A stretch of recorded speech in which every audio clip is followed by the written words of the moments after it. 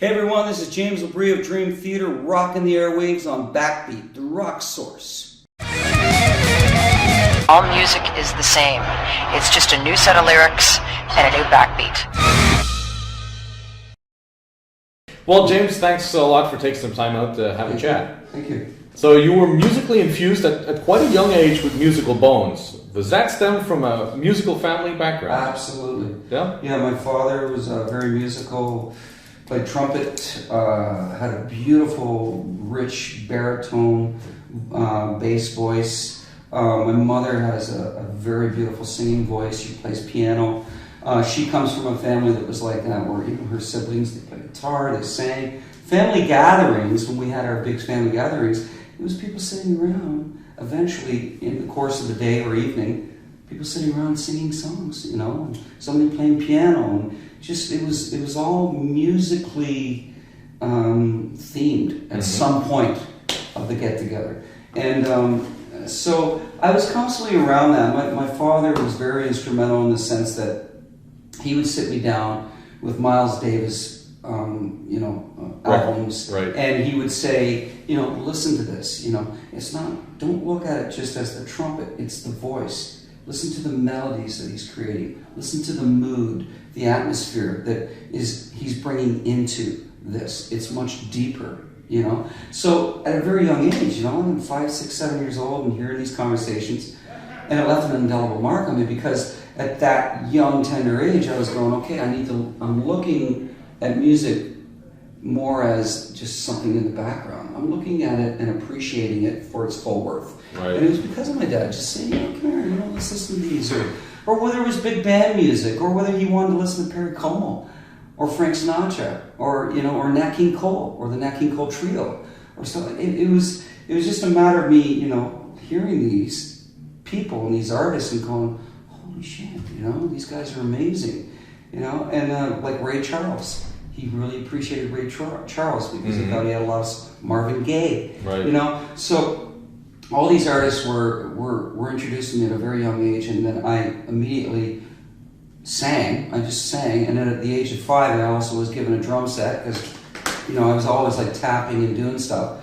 So from the age of 5 to 17, I not only sang, but I played drums. And then at 17, I figured that I always knew in the back of my mind that I wanted to be a frontman. I wanted to be a singer. Mm-hmm. So what I gained from that was a true rhythmic sense, so to be able to appreciate, timing and meters and whatever the time signatures were going on around me, understanding them and being able to absorb them. So all this stuff, was, and then later on, obviously being influenced by my biggest influence was Freddie Mercury from Queen, and just thoroughly enjoying their music and realizing that this guy was one of a kind, extremely unique. And loving guys like Robert Plant and Zeppelin as a whole, right. And appreciating that. And yes, and Rush were huge to me, just because I thought incredible music, incredible musicianship, but easily accessible, and able to absorb, even though it can be very complex at times. Mm-hmm. But they just had a way of striking the chord with you, and reaching it. So. Growing up with that kind of upbringing with the music and that, I think there's not too many parents would do that, but I think of Michael Bublé. That's how he grew up. Well, there you go. See, I'm not aware of that. I didn't know that. But well, it was his grandfather that introduced him to a lot of the very music that you were listening to as you.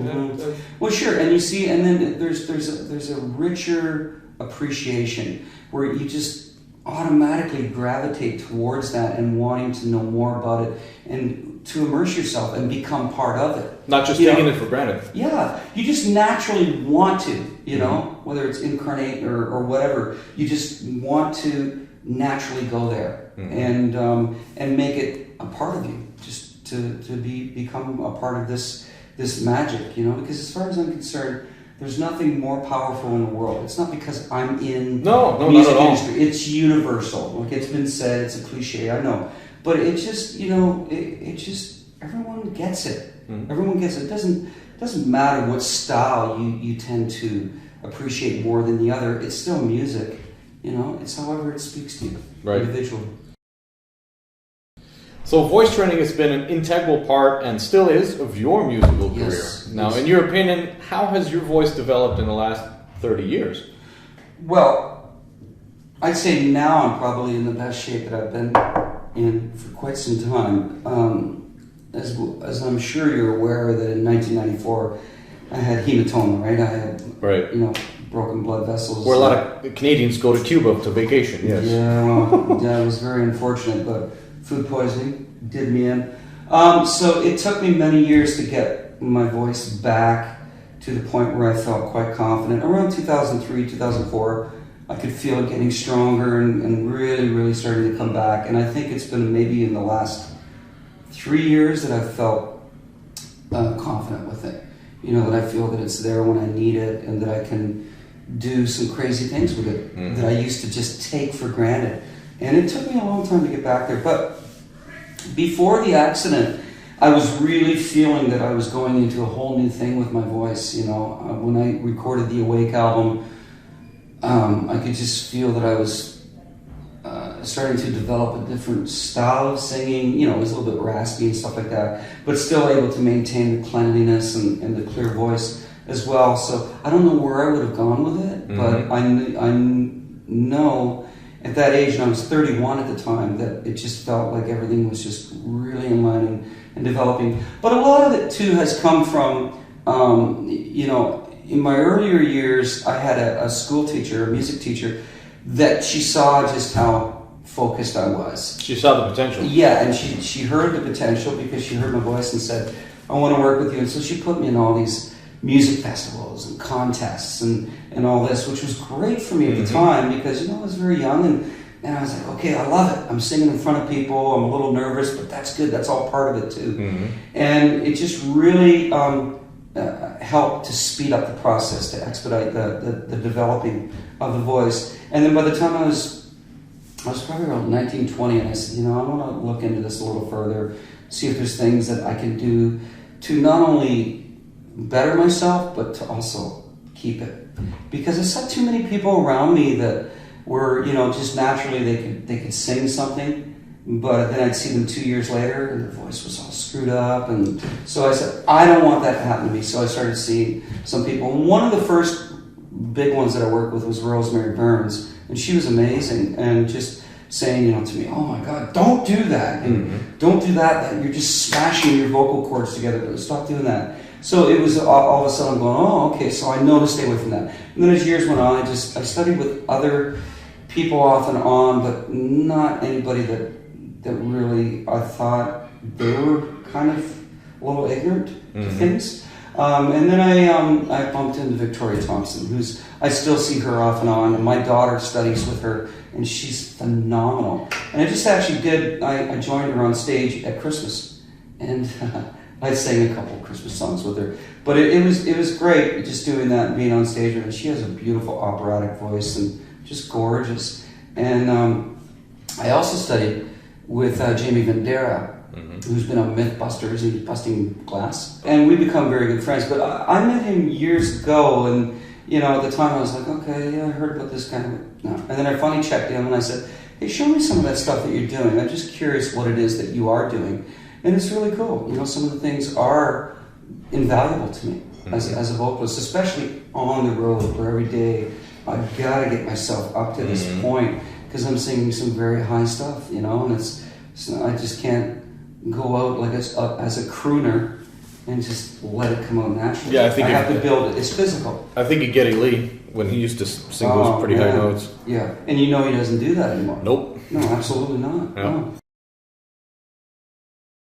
It's nice to hear a singer that actually enunciates the words he's singing. Now, is that something you consciously strive to do? Yeah, absolutely. I think pronunciation is everything if you want to convey the message clearly. Yeah. I have been guilty at times in the past, live, where I just kind of like, let it slide. You get a little lazy, and then I'll listen back and I'll go, oh, okay, stop that. What was I doing there? What was I thinking? And just thinking, because sometimes when you hear what's coming out of you, it's not necessarily a true representation of what is being communicated. So I've found a spot where I know that if I pronounce it to that level, that it will be understood. Because there are a lot of singers that, it is a little hard. And I think some of it has to do with, it's the way that they attain the note. Whether it's a tight or it's an open vowel or whatever, you need to, there's some of that inflection and enunciation that it affects the way that the voice can open up, So I think it's, you'll hear it a lot with singers, and I do it sometimes too if I'm feeling a little fatigued, like in the word feel, they'll go fail, because it allows you to fail, so, but there's ways, but I consciously think of that because I think it's just as important that everybody is understanding exactly what the lyrical content is. That's nice to hear. Now, I understand that most of the tracks spawned from jamming in the studio with everyone bringing in, their own ideas into the phrase. Seeds, Yeah, I think of Neil Peart, again of Rush, whose lyrics in the past were often of mystical or fantasy-based themes. Is anybody in Dream Theater also sort of lyrically thinking along those lines? Well, I think John Petrucci talks, he touches upon fantasy type things, Myself, I like to be, it's more literal, it's more from my experiences or my observations. Not like some of it, are personal experiences and what I took from that. A lot of my lyrical content it's what I'm observing or what I've read. Literature or just newspapers or media or books or anything like that seem to really affect me, or I go, that's interesting, and then I put my spin on it. But I think with John, he likes to cover, he can be extremely emotional as well from his own experiences, but he likes to cover, more of where he can base characters on a fictional basis too, as well, which is cool. That's great too. It adds a bit more diversity to it. Okay, now that Mike has left the fold, the band seems to operate more as a cohesive unit. Absolutely. The new album has a nice flow to it, Yep. and it seems well balanced and thought out. Absolutely. What's the most radical change reflected in the new constellation? Well, I think what was realized is that, there's transparency within the band, so the communication is wide open. And because of that, we were able to say, and approach this album very clearly understanding of one another's wants for this album. And I think one of the things that was brought up several times is that in the past we were guilty of going too far one way. The predominant elements in Dream Theater have always been progressive and metal. And I think we've been a little guilty in the last little while where the metal was overtaking, and it was creating an unbalance within the album. So this album, we said, we still need to recognize who and what we are and to maintain our identity, but let's create a fine balance between the two so that each one is complementing the other. And there's not one that's more than the other. If we stay on that path, then I think that we're going to have something that really speaks volumes to our fans. Our fans on both ends, whether you're a metalhead or a progressive head, you're going to appreciate it. Or even new fans. Exactly. So this being taken into consideration, I think really helped to create the template that we were establishing through the seeds, through some ideas, before we even got into the thick of the songs, And I think that was one thing that really helped just decide what kind of an album it was going to be. And then from there, once, On the Backs of Angels was basically the first song that was written on the album, and that kind of, said to us right there, okay, we're on to something here, that's where we need to keep this going. And it was a very strong reflection, too, on our roots. Once again, it was like, let's remember who we were, when we came into this, and why were so many people around the world like this, ready for it, accepting of it, embracing it wholeheartedly. There's a reason for that. So let's think about that, and let's bring some of that magic back into it. And I think we did, as well as staying within the concept, now, and being exactly contemporary or anything. And I think that we achieved it. Yeah, definitely. Yeah. I suspect that Dream Theater is not really a singles band, but the new album contains hints of several singles. Do you view the band's direction as being a concept or an album band? No, it's an album. Album. You mean this album here? Well, I guess in general, but it's certainly we've always been an album band. Yeah. I mean, Pull Me Under was a fluke. Nobody knew that. When we wrote that album or that song and recorded it, it was like, okay, this is just, we love the tune. It's a great tune. But nobody foresaw that, that song going through the roof, and it was stayed at number one on national radio in the U.S. for 5 weeks, stayed in the top 5 for 24 weeks, but we didn't see that. And so I think that we've always said, we need to stay true to what we believe needs to be our music at this particular point in time. Mm-hmm. And then if something comes from it, that's icing on the cake. Because I think that every album has had a song that was completely worthy of being pushed into the radio world and seeing something come from it, but it's just been, if it's going to happen, it'll happen. If it's something that eludes us the rest of our career, I want to be able to at least look back on our career and say, hey, you know what, we did it our way, and okay, we didn't get any other big, huge single out of it, but we still have something that we can be extremely proud of, and we've had a lot of success. We've sold 12 million albums, now if we'd had another few first singles, but now today too, we live in a world that's ubiquitous with piracy. So disposable, more or less. Yeah. That's a great way to put it. Yep. Which is criminal. That's criminal. That it goes on. Like in every other facet of business world, that would be completely unacceptable. In any intellectual property that is out there, that would be unacceptable. But it's acceptable for music, for movies, for now books. Books are falling into that. I think it's absolutely unforgivable what's going on out there. And I have never been a fan of downloading for free. My family, no. Any music that I have in my house, I bought, whether it be through iTunes or whether it's the tangible evidence of an artist. I've never done it. My kids don't do it. My wife doesn't do it. No way. In fact, but I mean, like if somebody was to come over to our place and they had a pirated movie, well, it's just, I'm not doing it. You might think that but I'm not going to be a hypocrite. Right. I'm not going to say, oh, that's okay because I want to see that movie. No, it's not.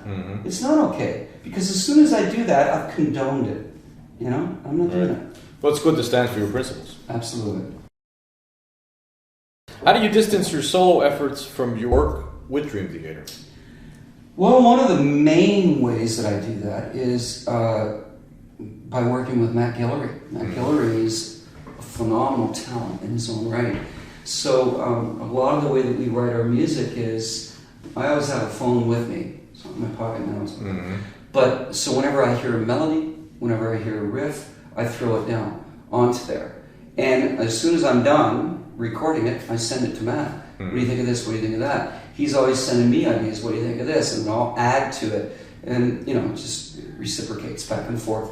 So I think, a lot of it is stylistically, Matt is very clear where he likes to go with it, and then he hears where I'm coming from, and it's stuff that I'm just hearing initially. Like, obviously, the last album, Dream Theater, I was doing that. Hey guys, I hear this. Let's take from it what we will and what we don't. Fine, I'll keep. And I just think it's the chemistry too, and it's the way that we interact together, Matt and myself, that creates that album being identifiably different than Dream Theater. Because that'd be my last thing, would be to start sounding like Dream Theater. There's no point. There's no point. Right. Exactly. Queen had a large influence on you, as you mentioned earlier. And then Freddie's collaboration with Montserrat Caballé produced some incredible work as a duo. Now, you were yourself involved in the opera-oriented project True Symphony Rockestra. Yes. So were you satisfied with the results? Yeah, I was for the most part. I mean, I think that, I don't know. I mean, I think a lot of singers are guilty of when they hear something, they go, oh, I would have sung that differently now. You know, there are some things on there that I really appreciate, but there are some other things. And it was very rushed. I mean, I went down to Krasnodar, Russia, to record that. And a beautiful area, by the way. Oh my God, it's gorgeous there. It's like California. That's exactly what it looked like to me.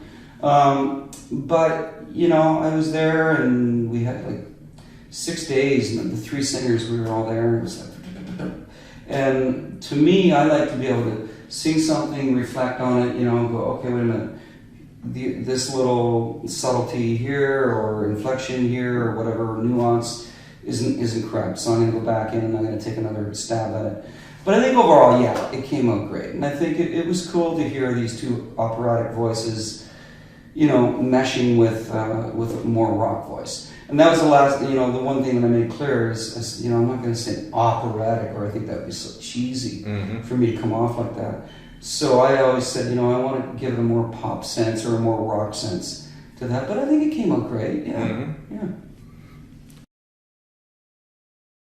You got involved with Arjen Lucassen on the Aryan album, The Human Equation. How did that come about? I met him years before I did that, and he just had expressed to me that he loved what I do as a vocalist, and he said, you know, are you at least open to, if at some point, could we work together? And I said, absolutely, because I think he's amazingly talented. Excuse me, and very unique. I mean, his stuff really stands out. You know it's him. I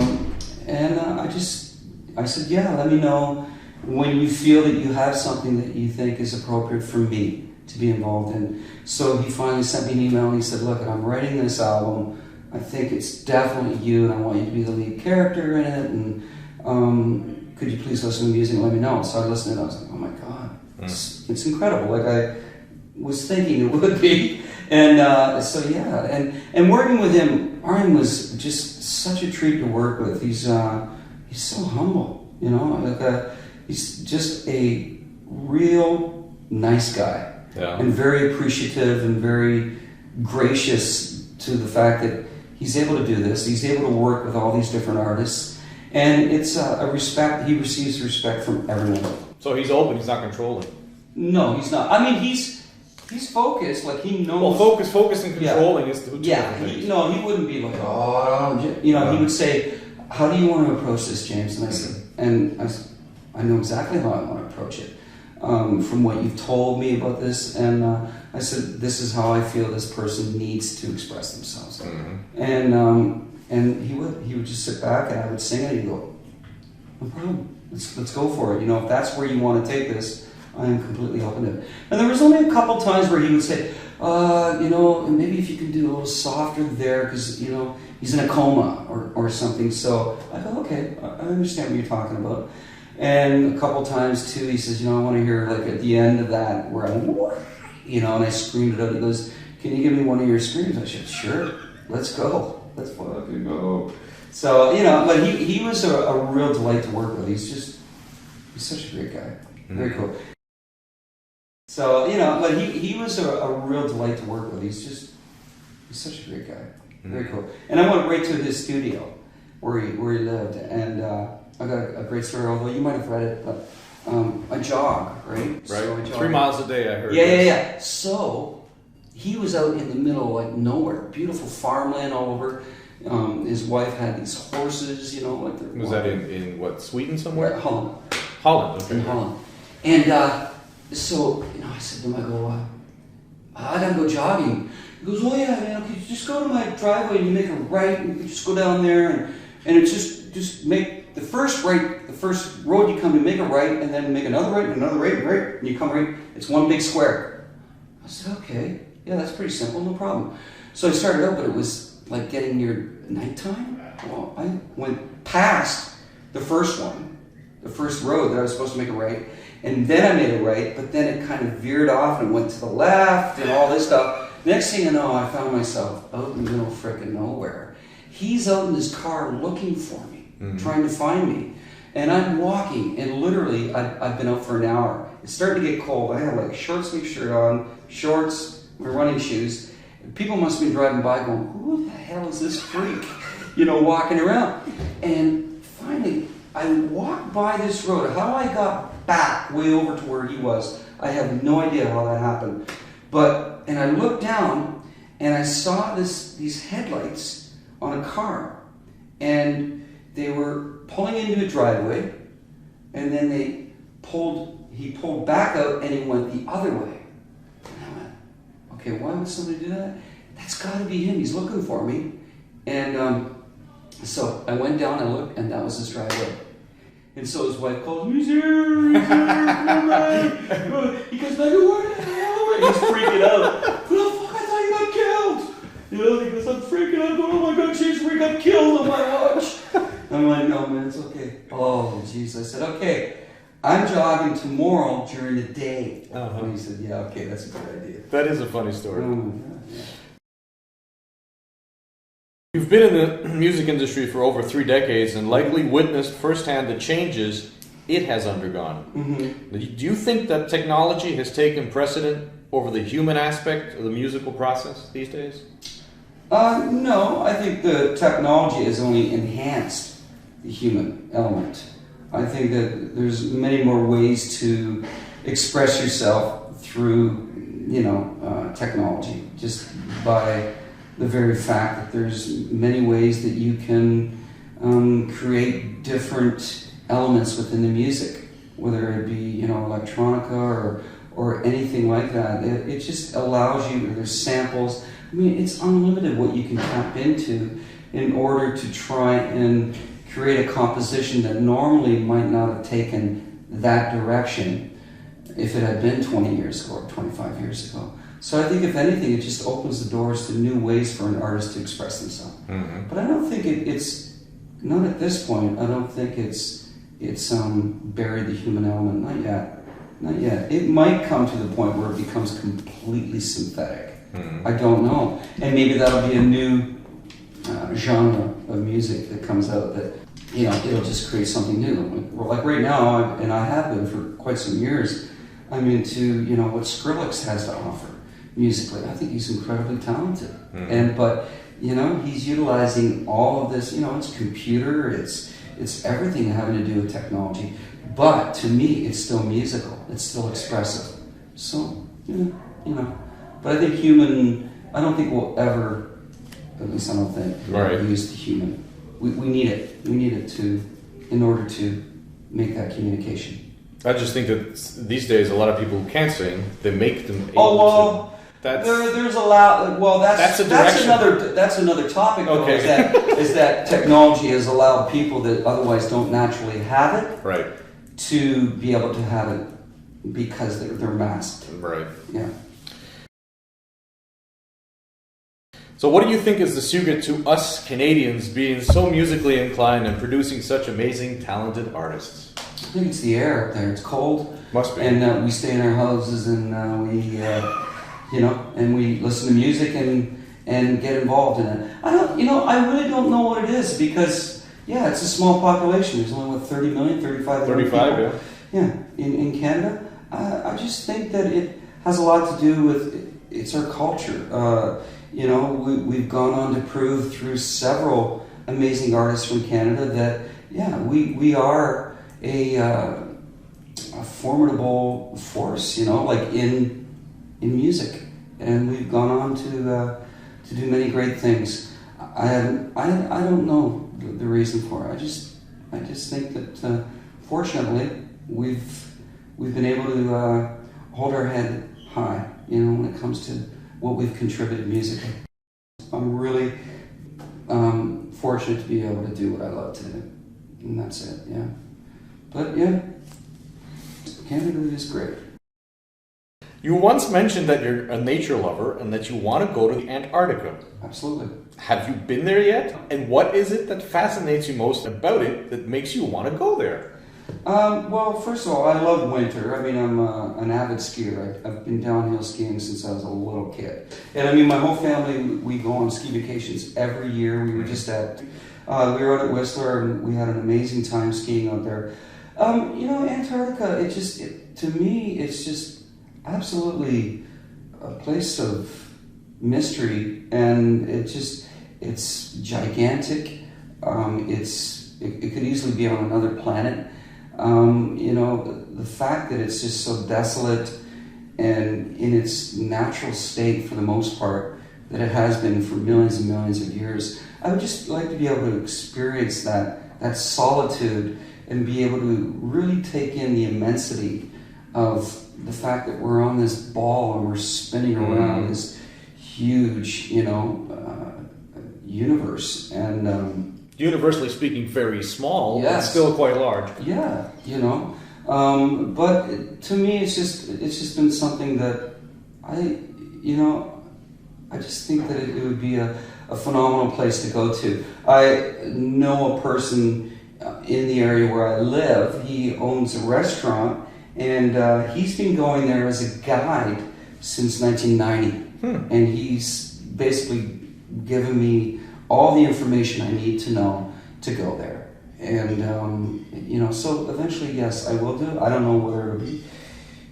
this coming year or the following year or whatever, but I know that I have to do it. Right. I have to do it. And he said himself, this guy's name is Rob, by the way, he said himself that he's seen huge changes since the 90s. Mm-hmm. Yeah. Like where they used to pull up and then there was the shelf. Now that's already receded. So climate change. 5 miles back. 5 miles. That's insane. That's incredible. Yeah, that's scary. So hopefully we'll get that under control too. But yeah, I'll go there. I'm gonna have a picture of the penguins. Yeah, it'll be good. Yeah. Well, James, thanks a lot. Thank you. Enjoy the show.